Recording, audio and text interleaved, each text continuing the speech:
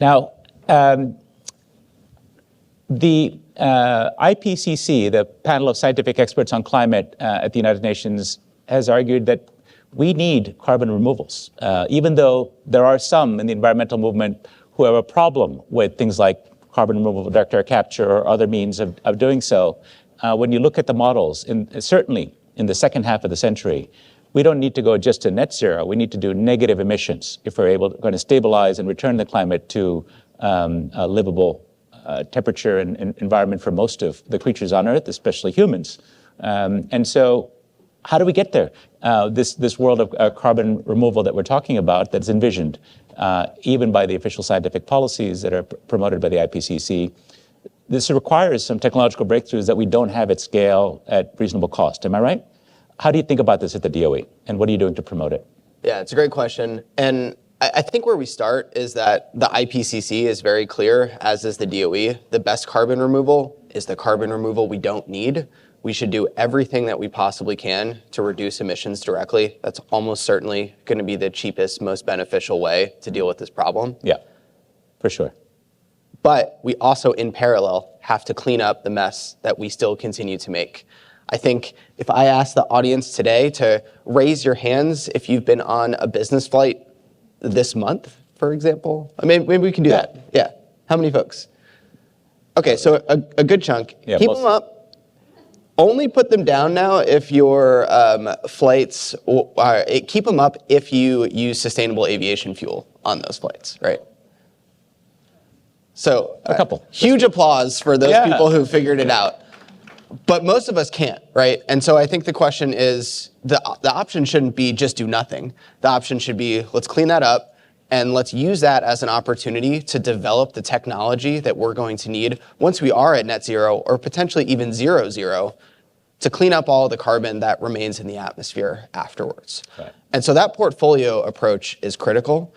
And I think it really opens the aperture to what climate solutions are available. No trees is actually a great place to start because we need tons of trees. That's a great way to do carbon removal, but it's not the only way, and it's also likely an insufficient way.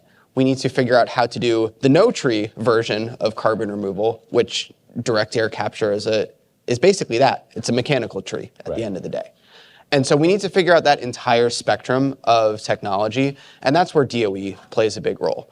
We are investing in that entire world of technology innovation, direct air capture, mineralization approaches, basically grinding up rocks, figuring out how to extract CO2 from seawater, not just the upper air, because the two mix, and it's effectively the same removal service. Right. So that whole portfolio is an opportunity, and it's one that is, to me, incredibly exciting for the geographic diversity of that opportunity.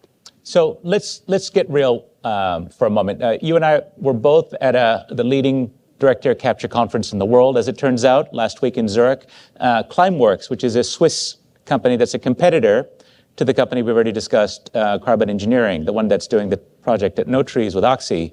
They have an annual conference that, as it turns out, for absence of anyone else doing it, has become the industry standard. Like everybody goes there, hundreds and hundreds of people turned up, a lot of scientists and experts and industry people and customers of carbon acquisition, as it were, carbon removals acquisition. And they had a big breakthrough. The headline said, "We found a way to cut our costs and energy use in half by 50% by the time we get to the project in Louisiana," which is dubbed Cypress, which the DOE is helping to support quite substantially. And that sounded great, cutting it in half. Wow. But when you actually look at the curves, it gets them down to maybe $500 a ton, something like that, right? And that is way out of the money, even including tax credits from the US government, the 45 program and so on. The European carbon prices are closer to $100 a ton. We all know the US has no carbon price at the federal level, right? There's no carbon tax or pricing. And so $500 a ton is not economic. That's what they're happy to get to a few years from now, I should say. And if I were to go to mineralization or ocean removal, I mean, those are sort of sci-fi ideas at the moment. Give us a realistic prospect for a timeline when a number of these very exciting things that I'm happy to see supported. I'm an engineer from MIT by background. I love cool technologies. But I also have written for The Economist a long time, and I know how the rubber hits the road. You need numbers that make sense. When are any of these going to get close to the $100 a ton marker that the DOE has set out as a benchmark? It's not 2030. Are we talking 2040, 2050? When are these things going to be realistic? So the answer is it's up to us. The only way that these technologies are going to come down the cost curve is by deployment. And the only way they're going to get deployed is if we invest in their innovation. And so that answer is unknowable. It depends on the people in this room and in the near term, their corporate sustainability budgets. Are they going to invest in credits that are, yes, more expensive than they are going to be in the long run today, but are only going to get cheap if we invest in them now and reduce their cost? Think about solar in the 90s, right? 50% cost reductions were an amazing thing to celebrate. Was solar cost competitive after that reduction? No, it still had an enormous way to go. And I think what we need to do is compress everything that we've learned in solar, wind, EVs, fuel cells. It's taken us 50 years in many of those cases to get to where we are today. We need to compress that into just a few decades so that we are getting down this cost curve as quickly as we can and learning from those. So this is a powerful argument. I hear this from those who are in the climate innovation space, climate tech, make the argument that if we deploy at scale, the effects of learning by doing, for example, right? If you increase dramatically your deployment, you'll have cost savings, right? And we certainly saw this with solar, to some degree with wind. Some people say maybe there's a Moore's Law effect, or other people say it's just the learning effects that we see across many kinds of new technologies. Do you see this is that the technologies involved with direct air capture, for example, or the other related technologies, that it's amenable to this? Because of course, these tend to be chemistries. And molecules don't necessarily follow Moore's law, right? The electronics that are involved in solar, for example, are very different than the kinds of adsorbents and chemicals that are involved. And people have argued that the petrochemicals business doesn't follow Moore's law, right? That there may be a slower rate of learning. So is there a challenge here due to do with the nature of the physics and the engineering? So the answer is yes and. It's definitely not the same thing as Moore's law. Moore's law actually only applies to computer chips. It's really a function of deployment for everything else. Moore's law says every 2 years, right? So I think the key is to think, how do we manufacture technology that's going to learn the most from economies of scale? And that economies of scale can come in modularization, so building more small widgets, or it can come in economies of scale, building a giant facility that is able to take advantage of those learnings. Academics have looked at this. There is no right answer. Both are good pathways for cost reductions. And so I think the field is pursuing some combination of those two.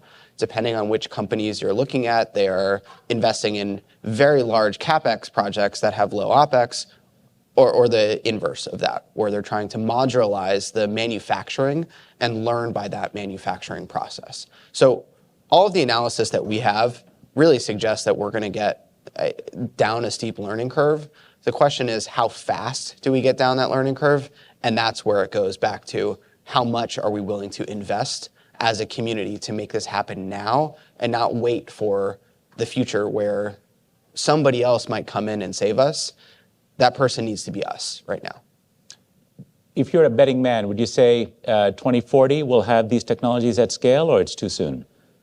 Oh, I think we'll have the technologies at scale much sooner. Okay. I think we'll see by the early 2030s, the commercial scale deployments across a wide range of carbon removal innovation.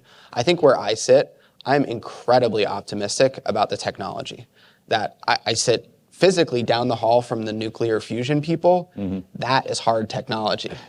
Carbon removal, by comparison, the engineers that you saw on stage in Zurich, a few dozen folks can make amazing progress, reducing the costs and efficiency 50% in just a few years, right? So I'm incredibly bullish on the technology.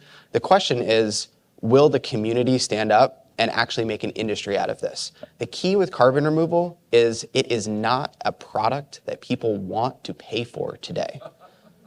That's a tough one. easier than nuclear fusion and no one wants to pay for it is not exactly a selling line, but I think it's easier than nuclear fusion. Yeah, come on. exactly. That's great. We have just a little bit of time, but I thank you for putting in questions in the Slido. I want to be sure to respect that. We've got, you say cutting emissions is priority number one, but we also need to invest in carbon removal. So what should the CSO do with their next dollar? It's a practical question from someone in the audience. So this is about really a yes and. It's a 110% mindset in my mind.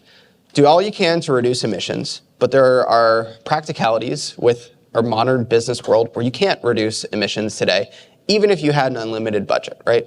And so the question is then try and buy some carbon removal. And that's the key, is to buy a small and growing amount of CDR today and think about it with an innovation mindset, not as a lowest marginal cost mindset. That's been the key shift in the past few years, I think, in this voluntary carbon offset world of not what's the cheapest way I could possibly pay somebody somewhere else in the world to reduce emissions so I don't have to. It's the how do I invest in the types of removals that today might be too expensive, but my investment is not just going to matter on the dollars that I use to reduce emissions. They're going to have benefits for everybody because it's going to drive down the cost and make these technologies available at scale for everyone. So we're seeing buyers clubs, we're seeing advanced market commitments, and some of them are either virtue signaling, let's say. I think, Microsoft spending €1,000 a ton for the Icelandic DAC project by Climeworks. That, is a very wealthy company that wants to sort of lead and maybe be seen to be leading on that. Most companies in this room will not spend €1,000 a ton, I'm sure. Well, no, so I don't But that helped buy down the cost. That's not virtue signaling. I think that's a reflection of the fact that the number of tons that they are buying, the total revenue that they are putting towards that field is still relatively limited. Microsoft is not reducing the several million tons of their Scope 3 emission with $1,000 a ton credits. I can guarantee you that. Right. And so I think the key is to recognize that this field doesn't need millions and millions of tons of deliveries tomorrow. It literally can't do that. It's still too small scale. Small. So what we need is for folks to say, yeah, it might cost $1,000 a ton, but it might be $1 million a spend. And that's all that we really need to do to get this field to a critical place. And I think doing so will help us figure out what technologies do and don't work. There's so many that are out there today. I can't tell you which of the ones are going to succeed, but I don't think anyone can. And we can only figure that out by trying at small scale. I'm going to ask you one more question before I let you go that sort of tees up our next speaker, and that is from someone in the audience. How can we ensure accurate measurement, reporting, and verification? What's the traditional market gotten wrong? In a sense, that sort of points to our next speaker. Yeah. So I think the key here is how do we develop the standards and the technologies that are going to be transparent and consistent across all of the different approaches that we have. Measurement, reporting, and verification actually is incredibly difficult in this field, and it's not something where we have globally accepted standards today. And I think the key is to recognize that and to see the innovation that needs to happen is not just on the technology front, but is on the MRV side as well. And really figuring out how we can work with standards and with others. Who should take the lead on that? What's the DOE's role where you are, if I'm crushing up, rocks and just putting them on top of cornfields, hoping to accelerate mineralization versus doing a funky ocean-based approach versus, we can go on and on. There's a lot, BECS, biomass-oriented approaches. Who should be the arbiter on what is the correct measurement of the amount of tons that I should get credit for on voluntary markets or in bilateral deals? So DOE is not the regulator. Right, agreed. But there is no regulator on What this. we are doing is purchasing credits ourselves. I think we're the first government agency in the world to buy CDR. And as part of that, it's a pilot program. So we are going to ask the community of suppliers to tell us what is the best possible measurement, reporting, and verification that you can do. And given the competition that we have, we're going to select the best 10 companies of the 24 semifinalists that we've announced. And so everyone has an incentive to do the best possible MRV. We're going to know in the not too distant future what we think the state of possible is today on that measurement, reporting, and verification, and we're going to make that public. We're going to make all of the credits that we purchase public and the details of that we can, so that the community can understand, hey, here's where we're at today. Here's where we need to be able to compare those apples to apples, but use what we have today with confidence that that's the best that we can do. and then collectively work. And this is something that DOE does do. We spend a lot of time working with other governments around the world through platforms like Mission Innovation to harmonize our standards, to have these dialogues to make sure we don't want folks jurisdiction shopping when it comes to who has the easiest MRV, right? So it's a really big and important problem, but one that I think we have confidence that we can find what's the best available today, do that, and then over time get better and better and have those standards converge so that it's more of a checklist as opposed to a menu of options, which we see it today. That's good. We'll leave it there. Noah, thank you for a thought-provoking session. Appreciate it. Thank you. Carbon markets. Yep. Integrity. If you were to read the press in the last year or two, sometimes those two things don't go together. You've just been reading my speaking points. Can you tell us, how do you update our audience? Obviously, people are sophisticated, but at the same time, not everyone's deep in this market, as you would be. There seem to be some questions about how voluntary markets have evolved. People have seen the scandals written up in competing press organizations. At the same, and some of the problems that exchanges have had, questions of verification, but they're also aware that there are initiatives to try to pull this together, to get more serious. The White House announced something fairly recently, although we didn't get into it with our friend from the White House. Can you give us an update on what progress is being made on the integrity front that we should, be appraised of? Yeah, of course, I'd be happy to, and thank you for having me here this morning. I mean, as you say, carbon markets, or at least carbon credit markets, have had a pretty bad rap over the last couple of years. Yeah. And in many cases, for good reason. And my organization, the Voluntary Carbon Markets Integrity Initiative, was established 3 years ago to help the public in general, and us in particular, understand the difference between companies that were using carbon credits for greenwashing to avoid responsibilities, and those that were doing it as a genuine, as Noah said before me, above and beyond, the both and rather than one or the other.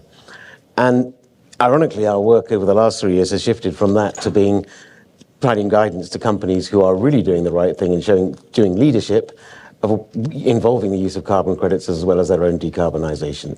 And that's because over the last 2 or 3 years, and I'm sure many of you in the room will testify to this, and people I was at dinner with last night said the same, it's just too scary at the moment to get involved with carbon credits. We know we want them. In many companies' cases, we're way off track with meeting our targets.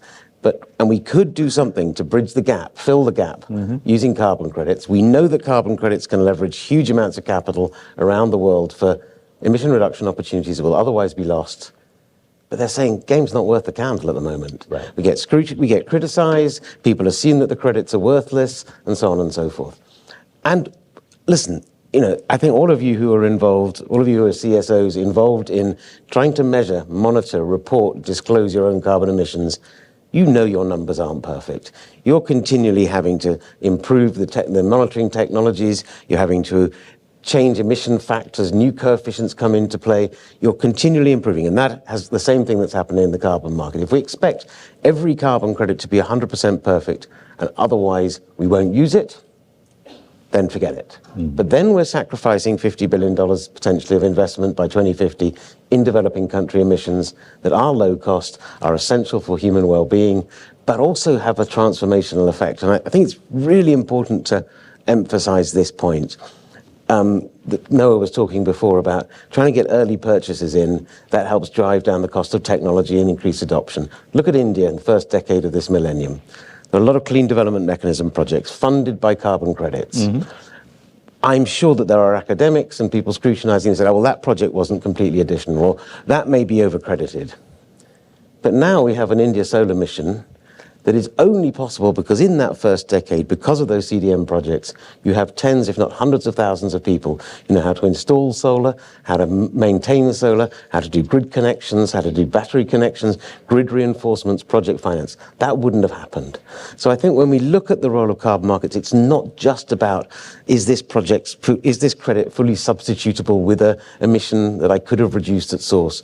There's a much bigger at play. We're decarbonizing our collective supply chains when it comes to transition credits in energy, when we look at protecting natural environments, sustainable agriculture. And if we think of it in that context, then it clearly should be part of a corporate net zero transition. And to come now to the heart of your question, as a result of the concerns, two big initiatives have been operating the last couple of years. It is alphabet soup, but the ICVCM, the Integrity Council for the Voluntary Carbon Market, is creating a global threshold standard for what constitutes a high-quality credit.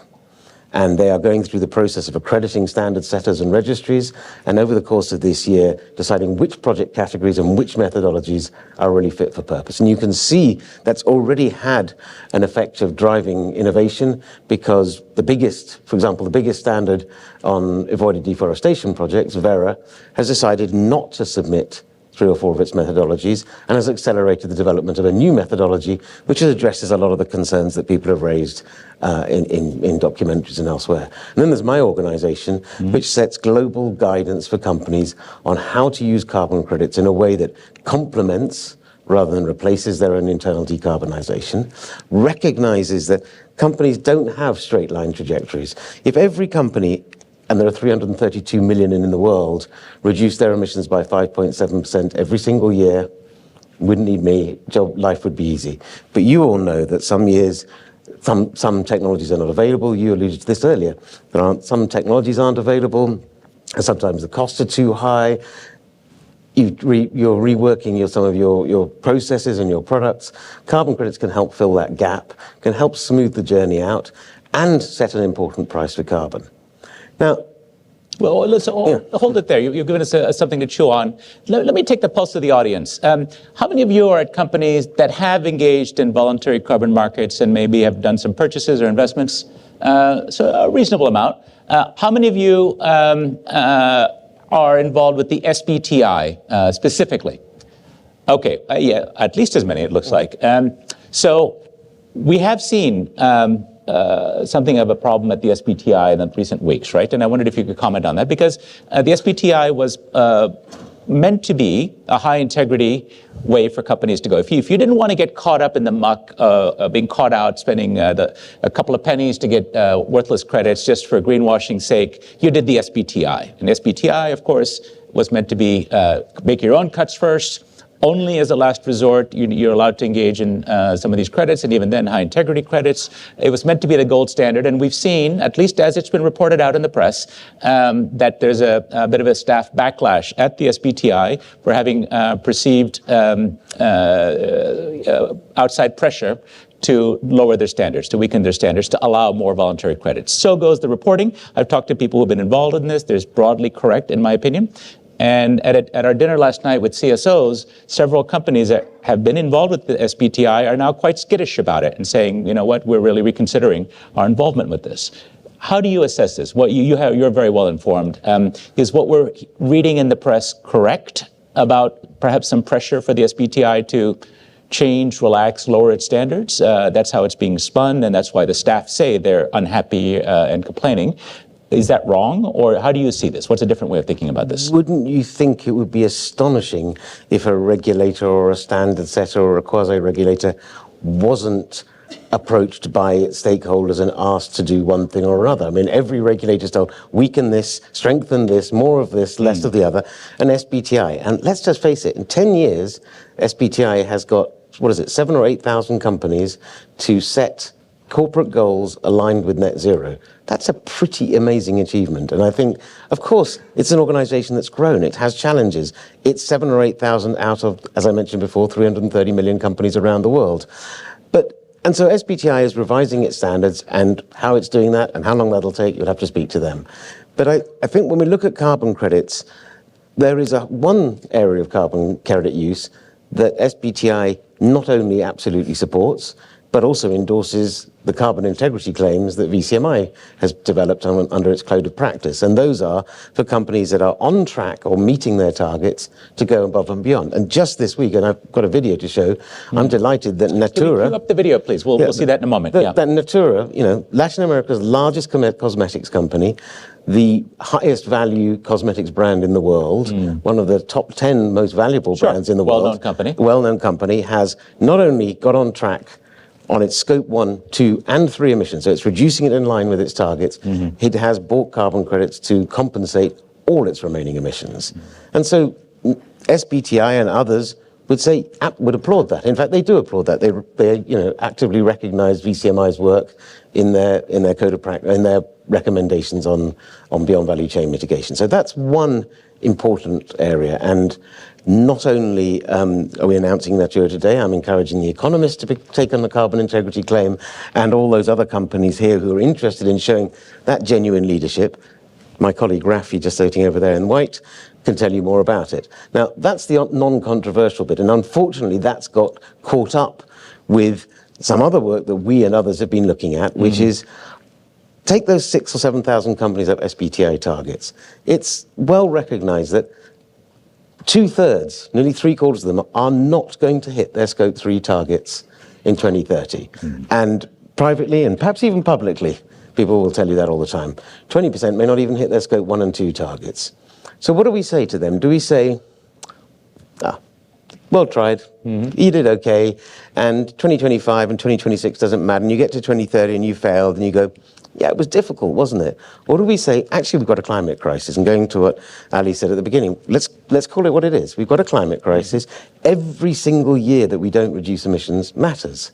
So if a company in 2026 or 27 is not on track with its Scope 3 and will not be in 2030, shouldn't there be the responsibility to bridge that gap, to invest in global emission reductions and not be criticised for it, but be lauded for saying, I hold my hands up. I've got an ambitious target. It's harder than I thought. I'm investing in my emissions reductions in the future, and I'm taking responsibility for my emissions now. Sure. That's perfectly reasonable if those investments are of sufficient quality. If they're not, then the argument falls apart, right? We go back to square one. But let's have a look at the video, and we'll talk about it on the other side. Natura's Platinum Carbon Integrity Claim reinforces our historic commitment to climate action. Carbon integrity is the fundamental basis of our Climate Transition Action Plan that ensures that our initiatives are credible, transparent, and effective among growing attention from consumers, investors, and regulators. This claim strengthens our reputation as an environmental leader. By being the first company from the industry sector and from the Global South to achieve the claim, we hope it can inspire and invite other companies to intensify their efforts against the climate emergency, as this is a collective and urgent endeavor. In a world urgently demanding a stronger corporate stance against climate change, carbon integrity demonstrates our unwavering commitment to regeneration and turning environmental challenges into business opportunities. Natura has been acquiring high-quality carbon credits equivalent to non-abated remaining emissions since 2007 and has supported 55 projects since then, fostering the growth of the voluntary carbon markets in Latin America. This reinforces our commitment to standing forests and to the prosperity of local communities. We have been exploring and promoting best practices, improving our strategy alongside the evolution of standards and frameworks. The VCMI Claims Code of Practice brings welcome additional clarity for us, highlighting that our investments in voluntary carbon market with integrity deliver finance into projects that are proving to reduce global emissions and to promote social and environmental co-benefits. Great. So clearly a company that is wants to do right. They're cutting their own emissions, but they're also looking to credits for high integrity. Tell us something that we would want to understand about what distinguishes the high integrity credit from the kind that we've seen in the past that created trouble, where people are skittish about them now. So I'll answer the question, but let's just remember, as all of you find in your companies, voluntary carbon markets or carbon credit markets have been around for 25, 30 years, or that's as long as I've been working on them. In those last 25, 30 years, each of you in your companies has got new technologies, new knowledge, new experience, which you apply to calculating your inventories, setting your targets, monitoring progress. If you had the technologies and knowledge of 25 years ago and you were doing your disclosures, people would laugh at you. You're using the technologies of today. There's no doubt that some of the methodologies, some of the monitoring and approval technologies from 20 years ago are not fit for purpose now. And that's why there's been continuous improvement. And one of the conclusions temporary conclusions of that continuous improvement process is the Integrity Council for the Voluntary Carbon Market. It's it's important, and it's seen to be important, as shown by the fact that carbon standards covering 97% of the market have applied to be accredited. But those carbon standards themselves have said, okay, some of our methodologies are just not fit for purpose. We need to develop new methodologies. You're going to see that not every methodology, and there's going to be some squealing, will not be approved, because not every methodology and every application of a methodology is up to scratch. This is an incredibly rigorous process. It's taken much longer than people hoped, but that's because the experts involved are going to every detail of every methodology and of every project type. So I think that should give people confidence. That said, they also, these principles go beyond just the very important additionality baseline, the standard things that define a high-quality carbon credit. But there's a recognition that if we're going to build the trust that's going to be needed to scale this market, this has got to involve from the outset the local communities, local governments, host country governments. So there are quite strict rules about not just free and prior informed consent, does the community accept $10 or a chicken? No, they have to be involved at the beginning of the design process, because we know that's what makes a project sustainable. But it's also what we're hearing from buyers, that's what they want. They don't want to just buy a carbon credit as a cheap commodity. And this is, you referenced this in the previous conversation. People are not looking for the lowest cost, get out of jail free card. They see this as an investment. It's an investment in future markets, an investment in current markets, investment in, innovation and new technologies. Often companies are buying credits that are, as Natura have. A lot of their cosmetics come from products that come from natural environments. So they're investing in restoring, maintaining those natural environments because it's part of their value chain. It's part of their bigger value chain. And so I think we're seeing higher quality standards. We will see some of the projects that often get repeated and repeated again as, look, here's a bad project. We just won't see those happening anymore. That's not to say, and nor should we pretend, that every project for every credit will be perfect.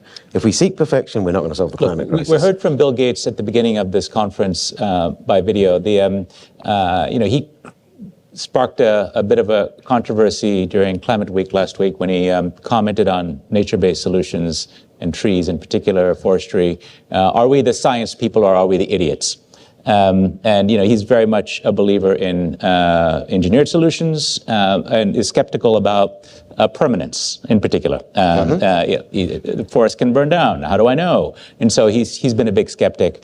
There are those who share that point of view, but say, well, there are ways to deal with this. We can have insurance products, for example, or banks. And so, since you're dealing with the integrity question, it's not just about additionality, which is one question with again when you deal with forestry, but also the permanence question. We need 100 years or 1,000 years or more if we're really to consider this part of the climate solution.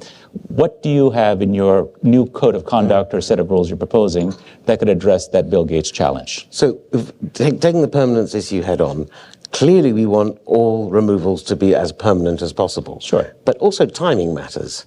So if we wait, talking as being what Noah was saying before, if we wait 15 years, say, for technology removals to cost $50 a ton, are we going to do nothing over the next 15 years? No, every emission removed or reduced today is slightly more important than the ones we remove and reduce tomorrow, and so on and so forth. So don't let the ideal be the enemy of the good. So imagine you want to buy removals, you want to net out your expected remaining emissions, buy either a basket of shorter duration and longer duration, and over time switch those, or you can invest in a reforestation project, and say for 20 years I'll do that, and then I'm going to replace those credits with long-duration technology removals. There are smart people in the markets who are creating dynamic portfolios where you have a set price, and over time, as the cost of long-duration removals go down, you get more of those in the portfolio. So every year there's a new and better iPhone, you're going to offer me new and better forestry credits. You can upgrade every year with the new batch. I wouldn't say new and better forestry credits. You'll have a longer duration, more permanent set of carbon credits. Listen, we're going to have to leave it there.